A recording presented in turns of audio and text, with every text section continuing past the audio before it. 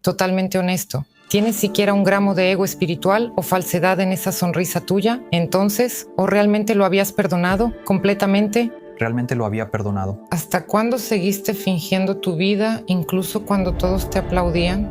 En ese entonces tuve un bajón. Cuando fue el COVID, literalmente todo se me vino abajo y no sabía ni hacia dónde seguir ni qué videos hacer. De verdad quiero seguir haciendo YouTube. Esto es una gran aventura, la gente no se da cuenta. Hola, estoy en tu libro debut, ya es un hecho. Detrás de cada página escrita hay una historia invisible que nadie sospecha. Hoy hablaremos precisamente de ella. Vamos a hablar de la persona Stoyan, a quien le tomó más de 3 años deshacerse de sus propias ilusiones, para que el contacto con la realidad pudiera hacerse realidad. Vamos a hablar sobre el precio de ser auténtico. En el libro admites que comenzaste tu carrera. Fake Beika jugaba FIFA con Capodaster más tarde, en la cima de su fama. Sientes que estás, cito, en zapatos que no te quedan. ¿Hasta cuándo seguiste fingiendo tu vida, incluso cuando todos te aplaudían?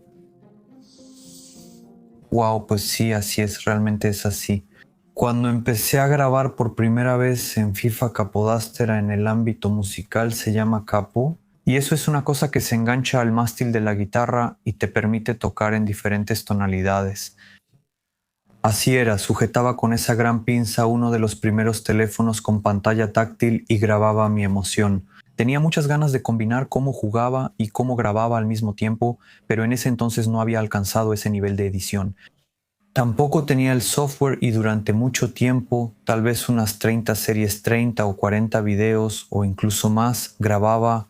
También creaba esas reacciones como cuando metía un gol, cuando me marcaban uno, cuando perdía y luego eso no se transfería. Cuando participé en la gira musical más grande de Bulgaria, en realidad sentía que ese no era mi lugar. Pensaba, ¿qué hago yo ahí? No tengo educación musical, de ninguna manera puedo compararme con todas esas personas que están ahí. Y aún así, la gente coreaba mi nombre, mis canciones tenían millones de vistas y yo estaba al mismo nivel que esas personas. Para mí eso fue algo enorme.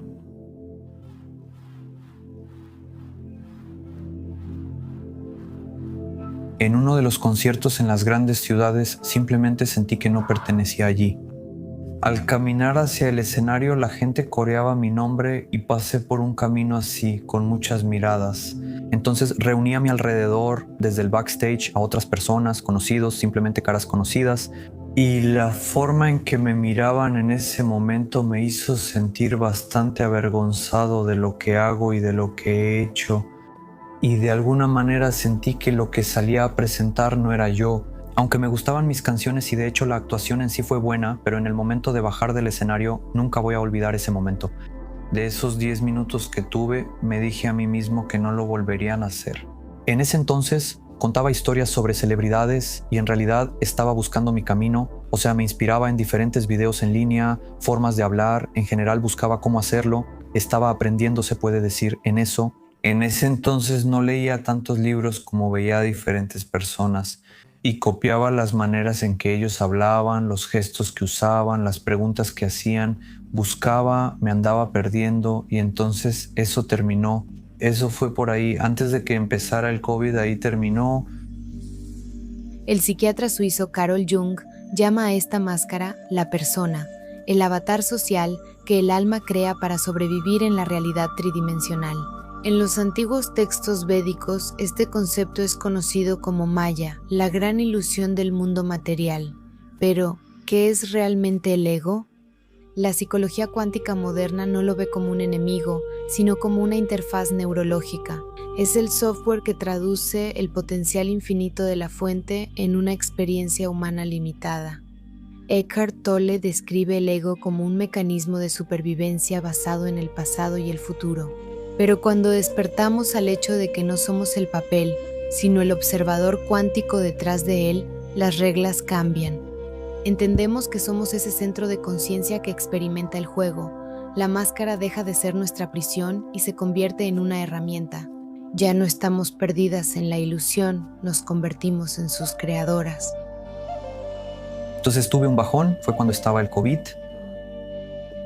Literalmente todo se me vino abajo y no sabía ni hacia dónde seguir ni qué videos hacer en absoluto, pero aún quería hacer más YouTube porque esto es una gran aventura. La gente no se da cuenta de que ya son 11 años y cada semana no es que estés obligado, pero piensas en qué transmitir, qué hacer. Y cuando ha sido tu vida, no solo una parte específica de tu vida, digamos, invertir en departamentos y grabar el proceso desde la idea hasta la entrega final, entonces todo es dinámico, cambias, te pasan muchas cosas, tienes que decidir qué quieres compartir, qué no quieres compartir en ese momento, para qué estás listo, para qué no lo estás. Nos vamos, Pichu está aquí, estamos con Tome, empezamos la ola juntos, es la primera, nuestro equipaje está aquí y estamos esperando a que Arti venga a recogernos, nos vamos hacia Vidin. Lo más probable es que vean esto al día siguiente o al otro, dependiendo de dónde. ¿Cómo puedo alcanzar a editarlos? No me reclamen si no es exactamente al día siguiente. Ese mismo diluvio podría estar relacionado con el diluvio bíblico que es mencionado por todas las culturas del mundo. Un poco más al sur, en la isla tropical de Mauricio, se ha encontrado otra prueba de la existencia de un antiguo continente.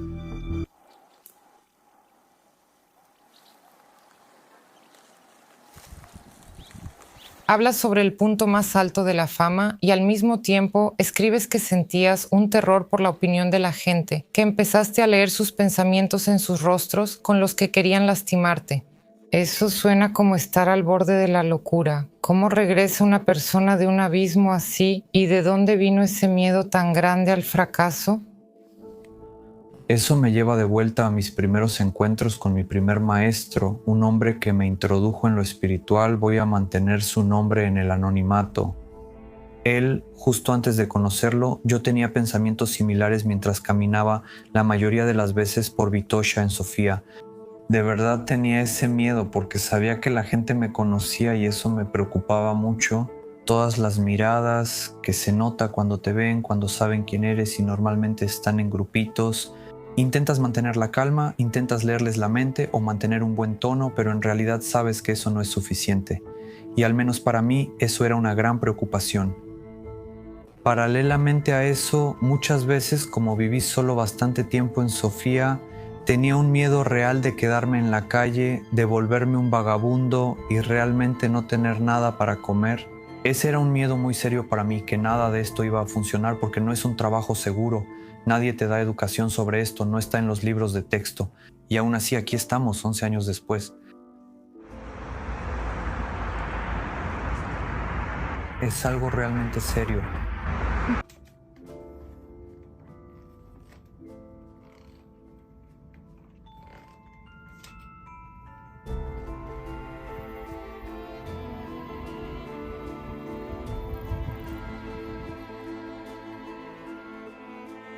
Yo simplemente daría como consejo que sí, esto es un gran engaño del cerebro y de inmediato encontrar otra cosa a la que aferrarnos y no prestarle atención. Al menos eso fue lo que yo hice. Fue entonces cuando nacieron los programas Realidad Oculta, Nunca has escuchado la historia y así. Tú cuentas cómo te encontraste a ti misma, pero es como si hubieras dejado una cuerda de salvación hacia el pasado. En la portada todavía aparece el nombre Choco. Ese seudónimo está relacionado con tu antigua vida de diversión y espectáculo. ¿Te da miedo dejar completamente tu antigua imagen o simplemente usas un algoritmo? Mira, si tengo que ser completamente honesto, tengo miedo. Sí, porque eso realmente es todo con lo que te he estado relacionado hasta ahora. Antes me conocían como Chocapirliaca, después Chocapirliaca se convirtió en Choco. Después, poco a poco, empecé a usar mi propio nombre y ahora ya estamos en la etapa de Stoyan Balkov Choco. Está relacionado con muchos momentos especiales para mí, momentos que me han traído hasta aquí, y de hecho yo lo veo de esa manera. Por supuesto, el público en general me conoce como Choco y eso nunca ha sido un problema para mí. Pero más bien espero que con el tiempo probablemente pueda transformarse y desaparecer. Por ahora estoy en esa etapa, en ambos puentes.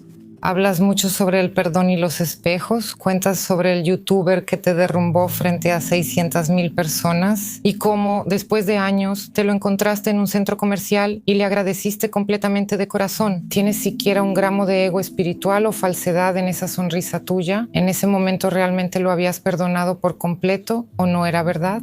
Le había perdonado al 100%. Además, el encuentro fue muy espontáneo, para nada lo esperaba.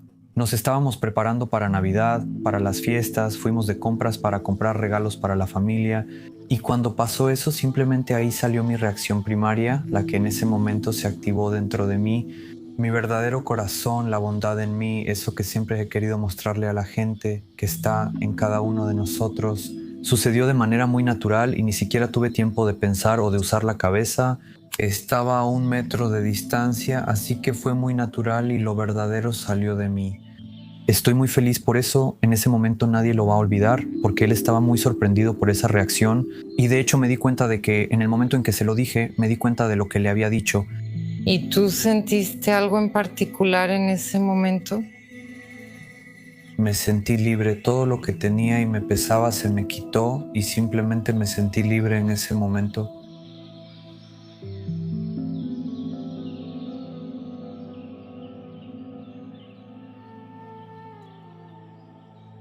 ¿Puede una sola emoción cambiar la realidad física? Las investigaciones del Instituto HeartMath en California demuestran categóricamente que el corazón humano no es solo una bomba, sino un poderoso oscilador. Genera un campo electromagnético que es hasta 5000 veces más fuerte que el del cerebro principal. Cuando una persona siente gratitud sincera y aceptación total, ese campo entra en un estado de coherencia cardíaca. La doctora Joe Dispenza explica este fenómeno a través de la neuroplasticidad. La gratitud le señala al cuerpo que el evento ya ocurrió, reescribiendo tanto las redes neuronales como nuestro código genético. Según el famoso mapa de la conciencia de la doctora David Hawkins, la gratitud y el perdón vibran a una frecuencia de 540 Hz. Esa es la frecuencia del amor incondicional y los milagros. El perdón libera una cantidad colosal de energía cuántica que estaba bloqueada en la resistencia del trauma y la devuelve a nuestro campo torsional para crear una nueva realidad.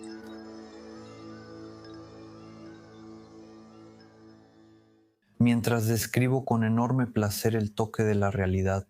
También comenzó la gira y las primeras 3 ciudades que son Sliven, Jambol y Burgas. En Sliven los invitamos a la biblioteca del Centro Cultural Sora el viernes 3 de abril de 17 a 19 horas en Jambol y al día siguiente vamos al Centro Cultural Saglacie. Eso es el sábado, 44 de 16 a 18 horas y después de eso Burgaslíes, no puedo esperar para verlos en el Centro de Congresos de Burgas en Svetnica el 5 de abril, domingo de 11:30 a 15 horas. Hacemos la presentación oficial del libro, un encuentro con todos ustedes, tiempo para autógrafos, para mensajes personales, para una interacción inolvidable. Gracias. Cada semana a partir de ahora anunciaremos las próximas ciudades de la gira. Hasta pronto. Este libro te tomó más de 3 años. ¿Hubo momentos en los que quisiste borrar todo porque sentías que tú misma aún no vivías al 100% según los principios que describes? ¿La escribiste para salvar a los demás o necesitabas salvarte a ti misma? Empecé a escribirla para salvar a los demás, pero a la mitad del libro me di cuenta de que eso era una ilusión. No puedes decirle a nadie cómo vivir su vida por más que quieras. A veces cuando aprendes algo y se lo dices de inmediato a alguien, esperando que lo vea y diga, vaya, de verdad, qué equivocado estaba, qué bueno que me lo dijiste, no funciona así. Y borré como 7 capítulos, o sea, el 70% de todo el libro que había escrito y empecé de nuevo diciéndome que simplemente iba a empezar a levantarme muy temprano.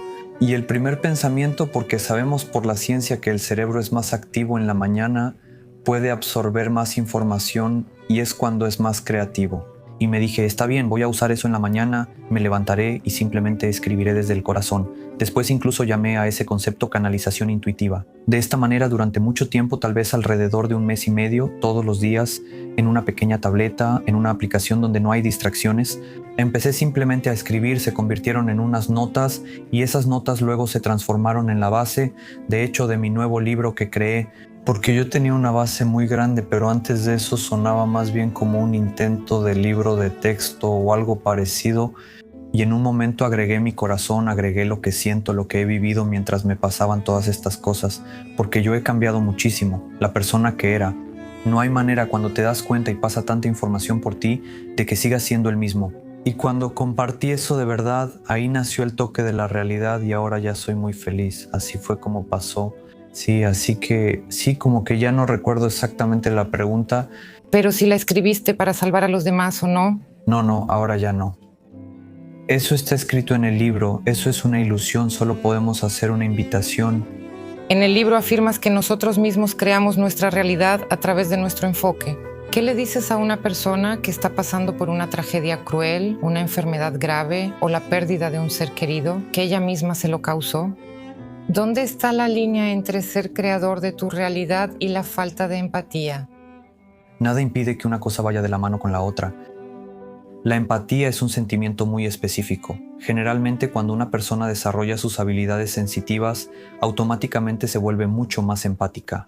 Y eso lo he notado en todas las personas que están a nuestro alrededor y con quienes me comunico personalmente en las reuniones. De hecho, empiezan a notar mucho más a las personas, por ejemplo, cuando están en la fila del supermercado con 78 personas, ellos sienten cómo se sienten los demás, sienten cómo están de ánimo, sienten mucho más la tensión, incluso sienten lo que están pensando. Algunos de ellos... Nikola Tesla dijo, si quieres entender los secretos del universo, piensa en términos de energía, frecuencia y vibración. Hoy en día, la biología cuántica ya tiene pruebas de esto. El biofísico alemán Fritz Albert Popp descubrió que el ADN humano emite constantemente partículas de luz llamadas biofotones. A través de ellos nos comunicamos de manera invisible con todo lo que nos rodea. Cuando dos personas se acercan, sus campos electromagnéticos empiezan a interactuar a una distancia de 1,5 metros. El científico ruso Konstantin Korotkov incluso logró capturar este intercambio de energía mediante el método de visualización por descarga de gas. Por eso las palabras a menudo no tienen importancia. Nuestros sistemas captan la frecuencia auténtica de la persona que tenemos enfrente mucho antes de que empiece a hablar. Somos transmisores ambulantes de información y cada encuentro nuestro, cada emoción o intención revelada, crea ondas que se frotan con los campos de los demás y cambian la red colectiva.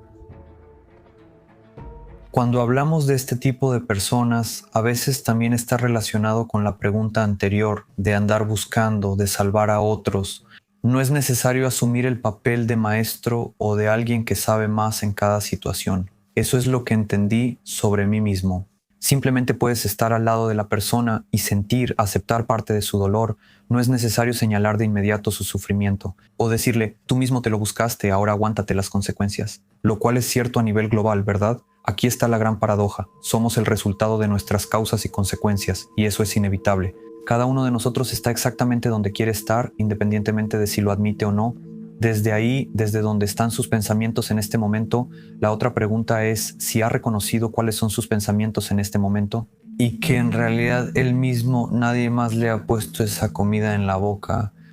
A veces somos testigos de circunstancias que parecen extrañas y que no los hemos provocado de esa manera y simplemente nos hemos convertido en víctimas de las circunstancias, pero yo no creo en eso. Si realmente somos conscientes de que somos toda la energía, entonces todo lo que llega a nosotros debería ser algo con lo que podemos lidiar. Y si nos negamos a enfrentar lo que nos ha llegado como un desafío, como un problema que debe resolverse, significa que nos negamos a acceder, a obtener acceso a todo el potencial que está dentro de nosotros. Hay millones de ejemplos de esto, porque en el libro di el ejemplo de madres que de repente, de la nada, obtienen una fuerza enorme y levantan un automóvil para salvar a su hijo. Sobre personas que rompen récords Guinness en situaciones de crisis y se vuelven como Superman. Es decir, tenemos ese potencial oculto dentro de nosotros. Y para mí esto es una paradoja para las personas que se sienten así, eligiendo mantener el estado de víctima. He visto casos así a mi alrededor y de hecho, por más tonto o extraño que suene, en mi opinión, simplemente les gusta que sea así. Pero aún así, si se trata, por ejemplo, de una persona cercana o un amigo tuyo, ¿tú cómo reaccionas hacia eso? Lo que haría al principio sería ofrecerle otra opción. Pero ya sabes, se nota cuando una persona simplemente deja que le entre por un oído y le salga por el otro, y te das cuenta de que no hay nada que puedas hacer. O sea, solo puedes estar a su lado y eso es todo. Lo más difícil para nosotros mismos es aprender a aceptar eso, respetar la elección libre de esa persona, que eso es lo que ha elegido.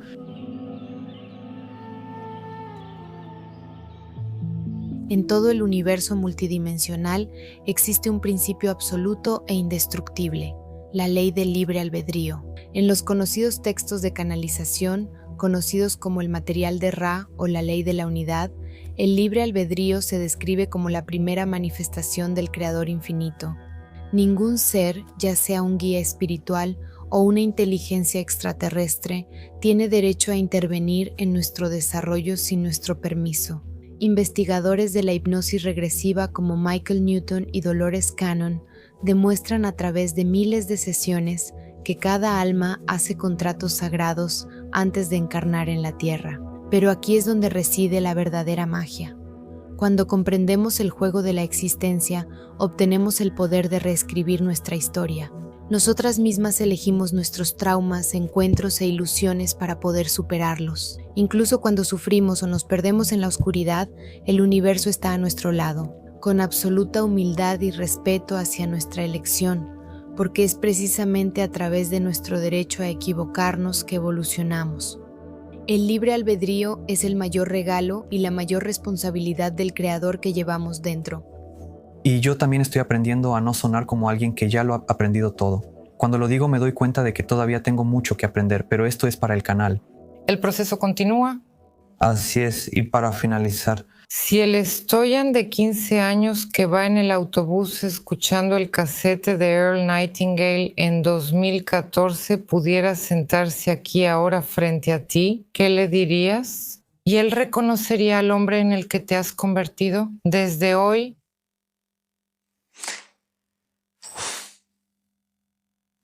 Te vas a casar, amigo Ja. ya.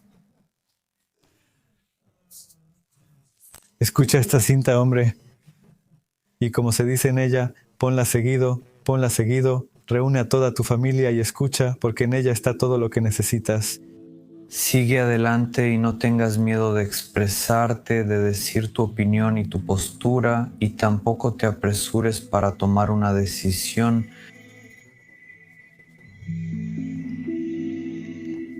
Piénsalo bien. Cuenta hasta 10, respira, da 1, 2, 5 vueltas en la base de remo si es necesario, y entonces decide y di lo que quieras.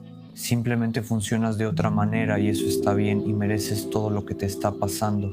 Y si a la gente le ha gustado este formato, la próxima vez podemos hablar con más detalle sobre eso. ¿Por qué vivimos enmascarados en masa? ¿Qué nos controla? ¿Qué significa realmente la máscara que llevamos, la que nos ponemos, sin importar si la llamamos social o personal? ¿Y cuál es la salida? gracias. Entiendo, gracias.